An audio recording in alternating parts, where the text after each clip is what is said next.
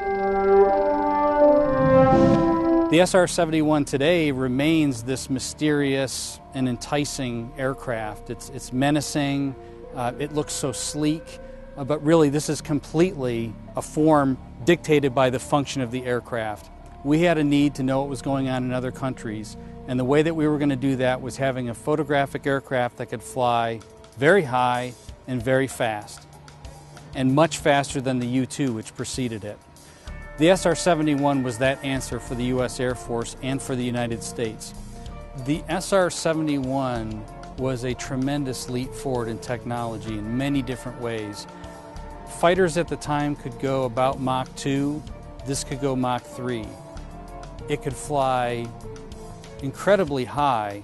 Now there were aircraft that could reach the height of the SR-71, but only in a zoom climb and only temporarily, whereas the SR-71 could fly at level attitude at 80,000 feet or higher. There was no other aircraft at the time that could do that.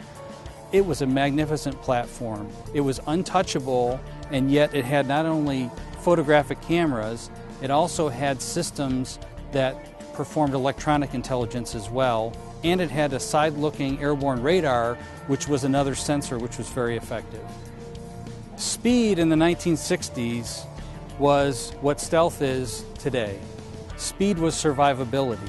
In fact, the best way for an SR-71 to deal with a surface-air missile shot at it was just simply to speed up. There are some great ways to realize and understand just how fast the SR-71 was. An SR-71 flew from Los Angeles to DC in just a little over an hour. Now imagine, in that amount of time, one would drive to the airport and maybe get your bags checked in, and this airplane flew from coast to coast in a little over an hour.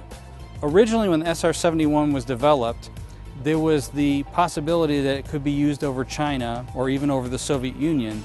It wasn't used in that way, largely due to diplomatic efforts, but it was used in the dangerous skies over North Vietnam during the Southeast Asia War, and it was also used over North Korea during the Pueblo crisis in 1968, and it was used in other places around the world. The Air Force operated the SR-71, an aircraft that had a capability that no other country in the world had. And the SR-71 could go get photographs and intelligence information that was desperately needed, but that no other aircraft and no other Air Force could get.